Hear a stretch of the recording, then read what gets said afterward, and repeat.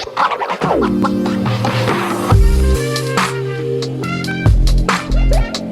there, welcome back to my channel. My name is Brittney Bundles, and today's video is going to be a continuation from the last video that we did, going over psychological marketing strategies.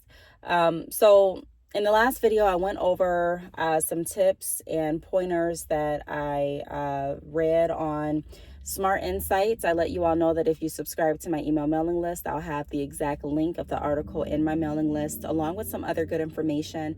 I do send out business tips and resources very frequently in that email mailing list, so be sure to subscribe if you have not done so already.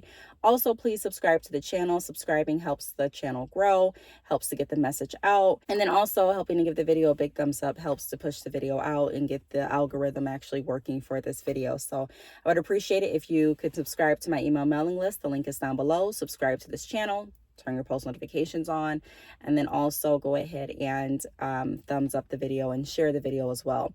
So we're going to get right into it. I'm going to also link the first part of this video down below, so be sure to check that out before or after this video.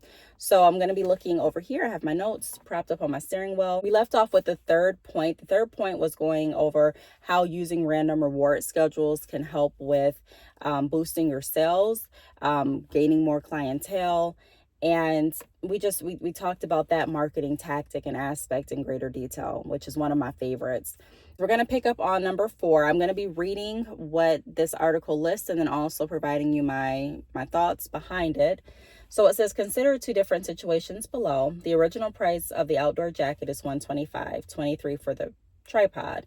There are 2 different ways to pitch this, either $11.50 for the outdoor jacket and $23 for the tripod, or $125 for the jacket, 50% off, $11.50 for the tripod. Which one would you be more willing to buy if you had to drive 20 minutes to the store? This adapted example is based on Kahneman and Tversky's 1984 study. They found that 68% of respondents were willing to buy the tripod, whereas only 29% were willing to buy the jacket. You might have realized that in both cases, consumers are saving the same amount, $11.50. The point is that consumers think about gains and losses in relative terms, not absolute terms. In other words, they think in percentages, not dollars. A discount of $11.50 for the tripod is a larger percentage than a discount of $11.50 for the jacket. When coming up with your sales pitches and marketing messages, be sure to take this into account. Think of more appealing ways of framing your messages, even if your messages are describing the same thing, which is super important. I did a video on actually a tutorial on how to create different discounts through your Shopify store. And if you're interested in how-to videos, I do have a lot of playlists going over, business playlists going over that exact type of thing. But it's very true. When I was playing around with different discounts and trying to figure out like how I wanted to frame my sales for my business, I realized that when I did a dollar amount off versus a percentage amount off, it's a lot of times got me more orders. And I just kind of had to phrase it. It depends on what type percentage discount I was giving off, and then also depended on like what dollar amount I was giving off. Sometimes if I put the dollar amount would look like it was more off than the actual percentage, but the percentage would be a greater amount off. Some people don't really like doing the math and trying to figure out what 45% off a product is going to get them. They like just seeing the numbers. So kind of playing around with what your audience resonates more with is going to be very wise, in my opinion. I've tried that. So that's I like that they put that analogy there, just trying different sales pitches, trying to work your sales with different discount measures. So maybe a percentage, like I mentioned, maybe a dollar amount off here, even the BOGO, just kind of seeing which one resonates better, even if it's the exact same amount that you're giving off. The 5th one is appeal to your customer senses. So sight comes first because it's probably the most important and effective sense for us. Bradley, Conkle, Alvarez, and Olivia 2008 conducted an experiment where they flashed images of objects to participants. The images below are examples of the ones that they flashed. After flashing a certain number of images, the researchers then presented 2 similar images to participants.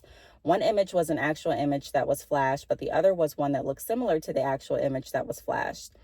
Then they asked participants, of the two images below, which was the one that you actually saw. They found that participants were shockingly accurate at identifying the images that were actually flashed and were not fooled by images that were incredibly similar. In other words, they remembered the visual details of the images that were flashed and could distinguish subtle differences between the images that were flashed and the images that looked similar but were not actually flashed. In fact, for 2,500 images that were flashed, the accuracy was around a whopping 90%. So, it says participants' responses were also very accurate when considering the number of items that appear between the actual item and its match. So how does this apply to marketing? What does this mean for your marketing? So use visuals, a lot of them. Make all of your marketing materials, ads, brochures, flyers, websites, emails, blog posts, social media, etc., visually appealing and colorful. Don't just overwhelm your audience with tons of text. Include images, videos, and other multimedia to spice things up whenever possible. So I agree with that. I did a video a few weeks ago going over color psychology and how colors can help initiate certain behaviors with your customers. And so if you're interested in that video, I'll try to find that too and link that down below. But that's an important key to consider as well. Making sure that you're using the right colors, making sure that you're using pictures, you're using videos, you're using things that are going to keep their attention and keep them engaged.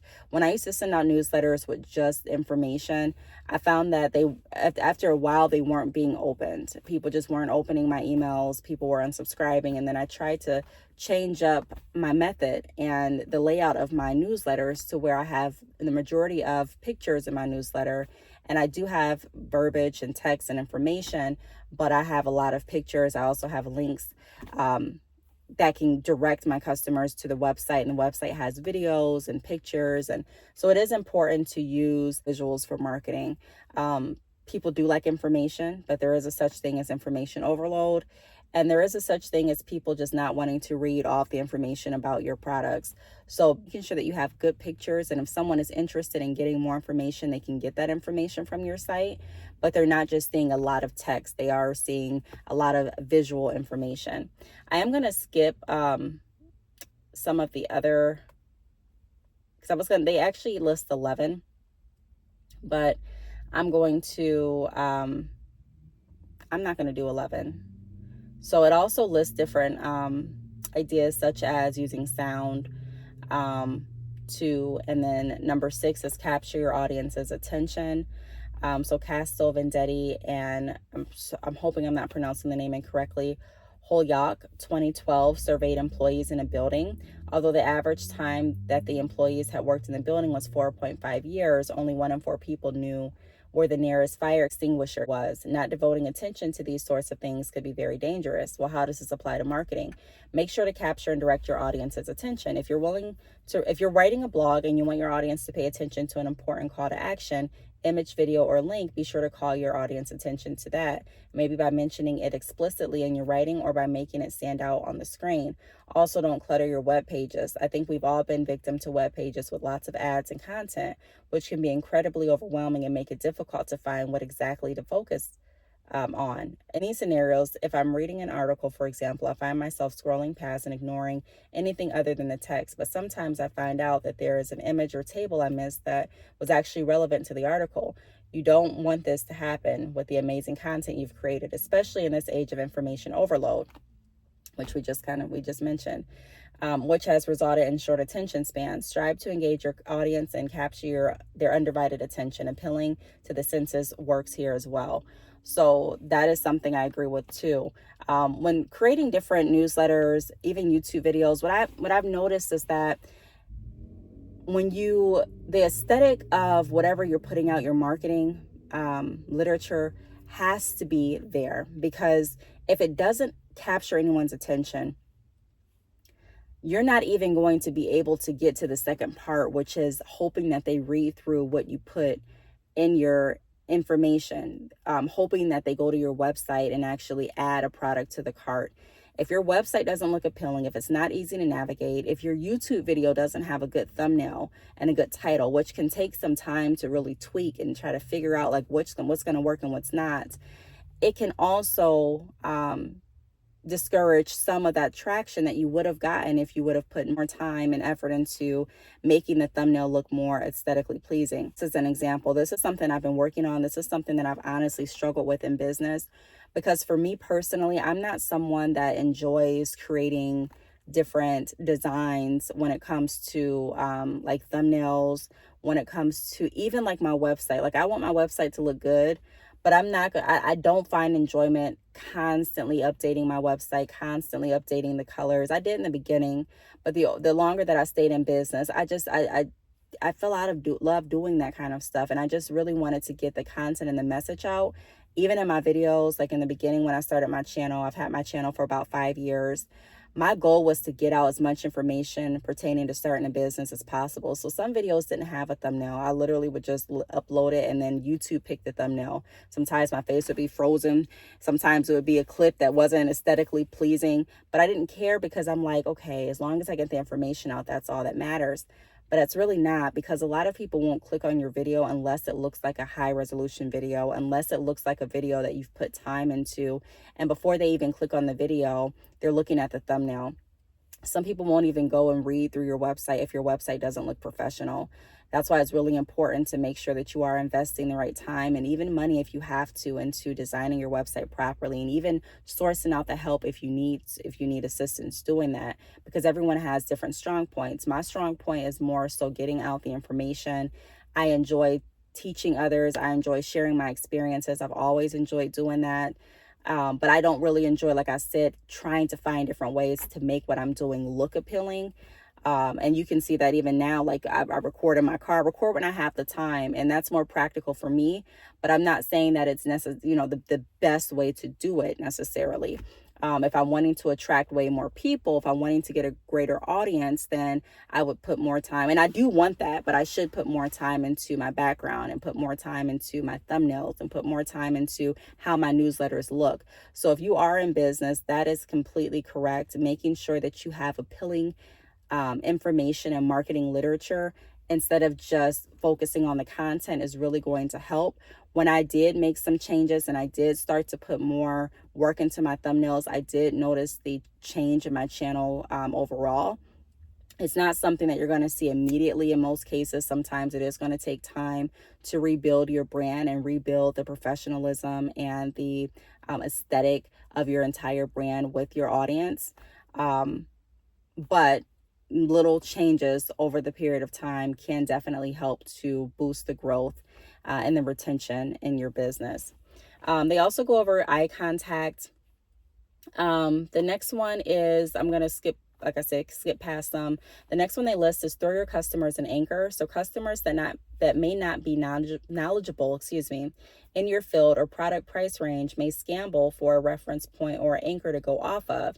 And if this is provided in the question, you immediately seize it and pivot your thinking off of that. In psychology, the phenomenon activating particular representations or associations in memory just before carrying out an anchor or task is called priming, which is one way to explain anchoring.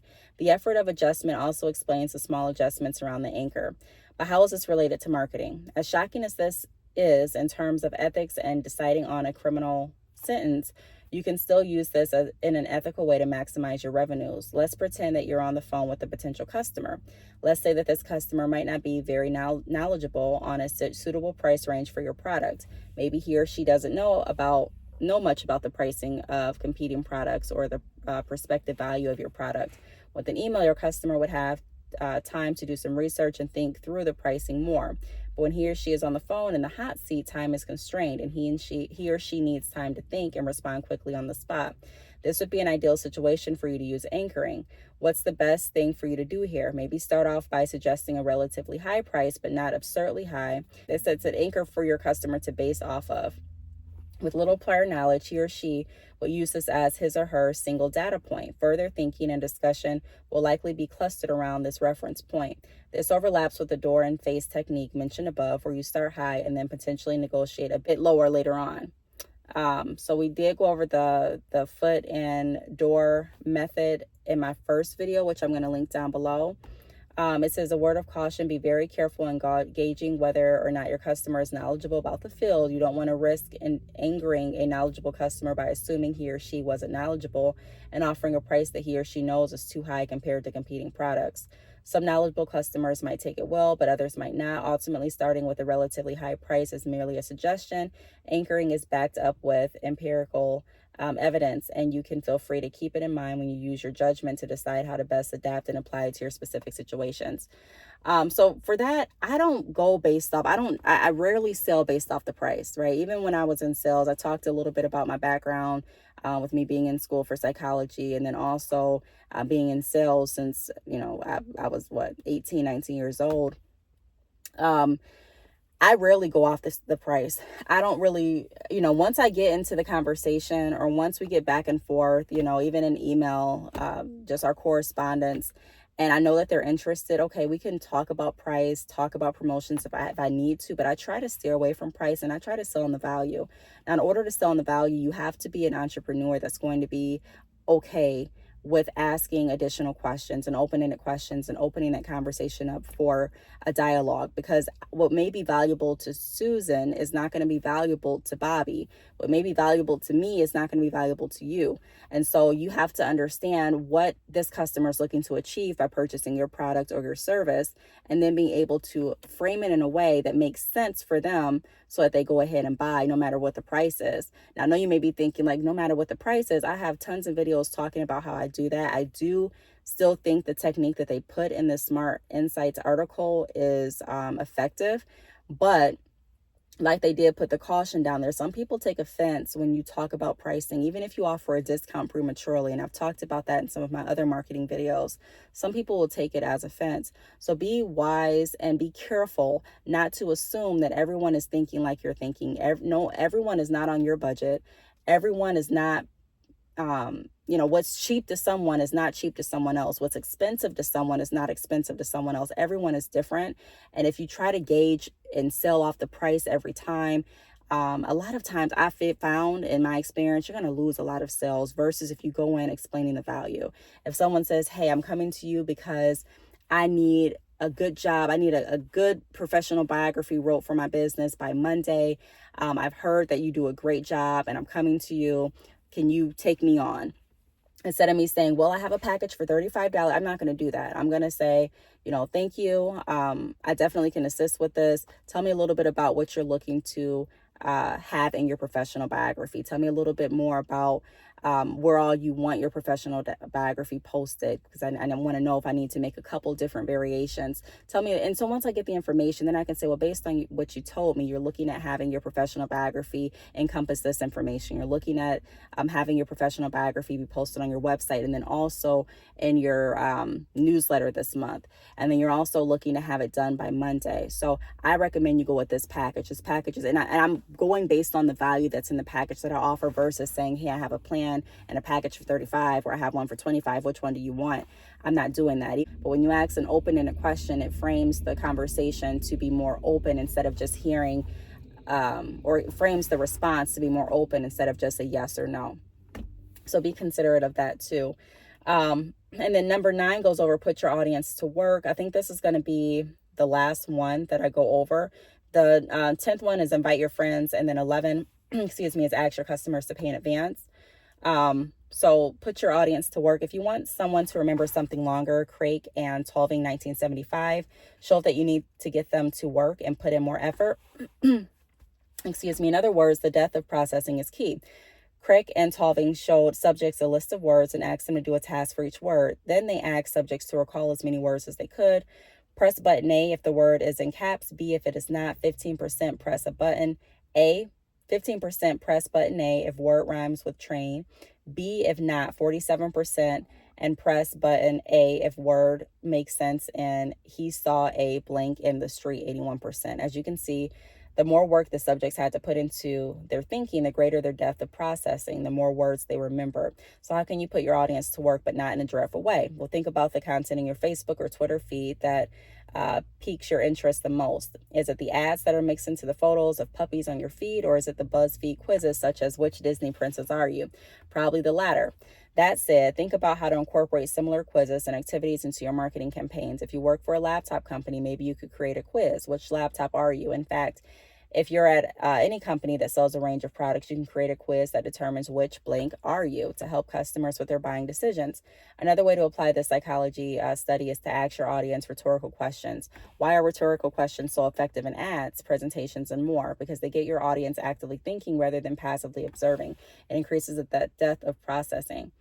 So the moral of the story is that making something more engaging and hands-on is more effective and getting someone to remember it. So the more you invest into something, the more you typically care about it, right? Like, I talked about in one of my other videos how hazing used to be a popular technique for different sororities. And because people would have to go through so many hoops and sometimes dreadful experiences to get inside of this sorority, people would value it more. And the same with, like, if you go and you purchase an expensive car, because you're putting more money into it, you may value that more than you may have valued your first car that you got right out of high school or right out of college.